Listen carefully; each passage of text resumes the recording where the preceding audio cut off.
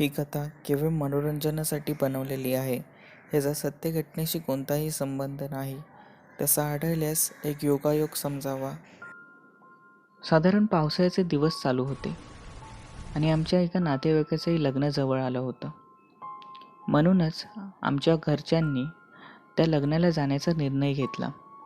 तसे माझ्या घरी मी, आई बाबा आणि लहान भाऊ असे आमचे कुटुंब. माझ्या भावाला म्हणजेच माझ्या लहान भावाला लवकर सुट्टीही भेटली. बाबा रिटायर असल्यामुळे त्यांना सुट्टीचा प्रश्नच नव्हता आणि आई ही हाऊसवाईफ होती. म्हणून त्यांनी गावी लवकर जाण्याचा निर्णय घेतला. साधारण 2 ते 3 दिवसांनी मला ही सुट्टी मंजूर झाली आणि लग्नाच्या आदल्या रात्रीच मी गावी जाण्याचा निर्णय घेतला.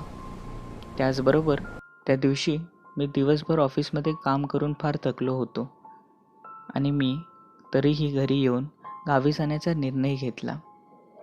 गाडीमध्ये बसताच मी आईला कॉल लावला आणि आई जरा घाबरतच बोलली की बाळा सावकाश ये. हे बोलून झाले आणि गाडी चालू करायच्या आधी मी ज्योतिबाच्या नावाने चांग भलं असं बोललो आणि प्रवास सुरू केला. साधारण गावी पोचायला 6 तास लागणार होते आणि बघता बघता शहरही मागे पडू लागले. तसे 4 तास झाले असतील. मला माझ्यासमोर 2 रस्ते दिसले. दोन्ही तसे माझ्या गावीच जाणार होते, पण एक होता तो थोडा लॉंगकटनी होता आणि एक रस्ता थोडा शॉर्टकटनी होता. म्हणूनच मी शॉर्टकटनी जाण्याचा निर्णय घेतला आणि ही माझी पहिली चूक ठरली. पण सुरुवातीचा रस्ता थोडा कच्चा होता आणि बाहेर पाऊसही वाढला होता आणि हे कमी की काय, माझा टायरही पंक्चर झाला. गाडी रस्त्याकडेला लावून मी टायर बदलले आणि पुन्हा प्रवासाला सुरू केली.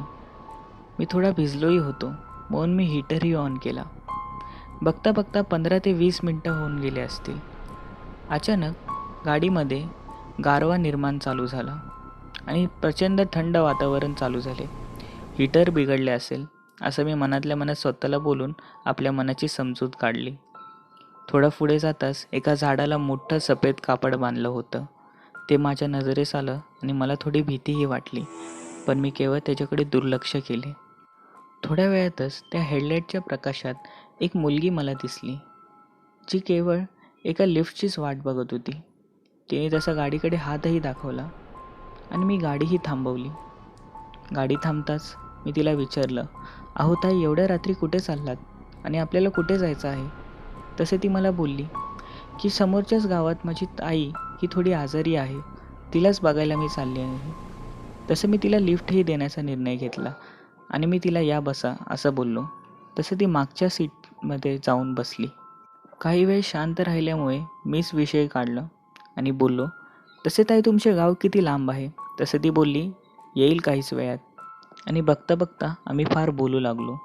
10 ते 15 मिनटं झाले असतील. तसं तिने एक विषय काढला की तुम्हाला भूतं, हाडळ हे विषय आवडतात ऐकायला? पण मी मुळात थोडा भित्रा असल्याने हा विषय मी बदलला आणि मी बोललो, हे रस्ते का असे? यापेक्षा मी दुसऱ्या रस्त्याने गेलो असतो तर फार चांगलं झालं असतं. असं मागून ती बोलली, हो ना, तुम्हाला टायर बदलायलाही फार वेळ लागला. मीही हो बोललो आणि काही क्षणांनी मी जोरात ब्रेक मारला आणि विचार करू लागलो की त्या रस्त्यावर मी टायर बदलताना कोणीच नव्हते आणि ही मुलगीही मला साधारण अर्ध्या तासाने भेटली. मग हिला कसे माहीत पडले की मी टायर बदलले ते? आणि समोरच्या आरशात बघताच माझ्या अंगावर सरसा काटा आला. त्या भर थंड हवेतही मला घाम फुटू लागला, कारण त्या गाडीमध्ये मागे कोणीच नव्हते आणि हो, ती गाडीतून उतरूनही जाणे शक्य नव्हते, कारण तसा मला आवाजही आला असता. हा काय प्रकार आहे मला समजले. मी गाडीचा वेग वाढवून गाडी जोरात पळवायला सुरू केली. तो रस्ता असला तरी मी फार वेगाने गाडी पळवत होतो, कारण मला समजले ती एक हाडळ होती. 5 मिनटं झाले असतील. तशीच मुलगी मला तीच मुलगी हात दाखवत होती, माझ्याकडून लिफ्ट मागत होती, पण मी न बघता दुर्लक्ष करून पुढे गेलो आणि काही क्षणात तीच मुलगी हात दाखवत होती, पण यावेळेला तिने सफेद साडी घातली होती. जमिनीपर्यंत टेकणारे मोठे केस डोळे एकदम पांढरे आणि एक क्रूर हास्य करत होती. ही कमी की काय?